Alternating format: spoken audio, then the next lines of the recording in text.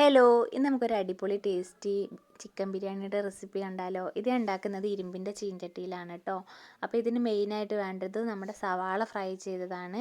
അപ്പോൾ ആദ്യം മിക്സിയുടെ ജാറിലേക്ക് ഒരു 4 പച്ചമുളക്, ഇഞ്ചി, 2-3 അല്ലി വെളുത്തുള്ളി, പെരിഞ്ചീരകം കൂടി ഒന്ന് നല്ലോണം ചതച്ചെടുത്തിട്ട് വരാം. എന്നിട്ട് ആ ചതച്ചെടുത്തത് നമ്മൾ ക്ലീൻ ചെയ്ത് വെച്ചിട്ടുള്ള ചിക്കനിലേക്ക് കുറച്ച് ഉപ്പും കൂടെ കൂട്ടിയിട്ട് നല്ലോണം മിക്സ് ചെയ്ത് ഒരു അരമുക്കാൽ മണിക്കൂർ റെസ്റ്റ് ചെയ്യാൻ വെക്കേ. എന്നിട്ട് ഞാൻ ഇരുമ്പിൻ്റെ ചീഞ്ചട്ടിയിൽ കുറച്ച് ഓയിൽ ഒഴിച്ചിട്ട് അതിലൊരു 2 സവാള ഫ്രൈ ചെയ്തെടുക്കുന്നുണ്ട്. 2-3 സവാള ഫ്രൈ ചെയ്തെടുക്കുന്നുണ്ട്. എന്നിട്ട് ഫ്രൈ ചെയ്ത ശേഷം ആ സവാള നമ്മൾ കൈ വെച്ചിട്ട് നല്ലോണം ഒന്ന് ഞരണ്ടി പൊടിച്ചെടുക്കണം കേട്ടോ. എന്നിട്ട് ആ പൊടിച്ചെടുത്തത് റെസ്റ്റ് ചെയ്യാൻ വെച്ചിട്ടുള്ള ചിക്കനിലേക്ക് ഇട്ടിട്ട് കുറച്ച് ഒരു 2 സവാളയും കൂടെ ആഡ് ചെയ്യുന്നുണ്ട്. പിന്നെ കുറച്ച് തൈര്, ഉപ്പ്, കുറച്ച് ലൈം ജ്യൂസ്, പിന്നെ നമ്മുടെ മല്ലിച്ചപ്പ്, പുതിനയില, തക്കാളിയൊക്കെ ആഡ് ചെയ്യുന്നുണ്ട്.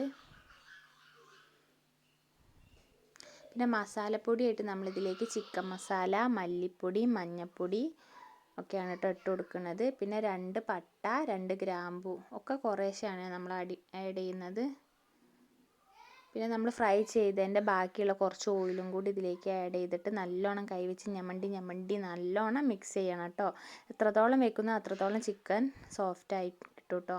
ഞാനൊരു മണിക്കൂറാണ് വെച്ചിട്ടുള്ളത്. എന്നിട്ട് നമ്മുടെ ബാക്കിയുള്ള ചട്ടിയിലുള്ള ഓയിലിലേക്ക് ഈ ചിക്കൻ ഇട്ട് കൊടുത്തിട്ട് ഒരു 3/4 മണിക്കൂർ വരെ നമുക്കൊന്ന് വേവിച്ചെടുക്കാം. ഒരു സൈഡിൽ ഞാൻ കുക്കറിൽ റൈസ് വേവിച്ചെടുത്തിട്ടുണ്ട് കേട്ടോ. ആ റൈസ് നമുക്ക് 3/4 മണിക്കൂറാവുമ്പം ഇതിലേക്ക് തട്ടി കൊടുത്തിട്ട് നല്ലോണം ഒന്ന് ദം ചെയ്തെടുക്കാം കേട്ടോ. ചട്ടിയിൽ ഞാൻ ആദ്യമായിട്ടാണ് ട്രൈ ചെയ്ത് നോക്കുന്നത്.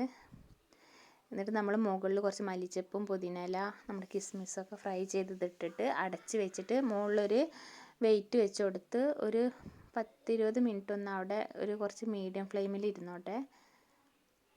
എന്തായാലും ഈ ചട്ടിയിലുണ്ടാക്കിയ ബിരിയാണിക്ക് മറ്റേതിനെക്കാട്ടും ഒന്നും കൂടി ടേസ്റ്റ് കുറച്ച് കൂടുതലാണ്.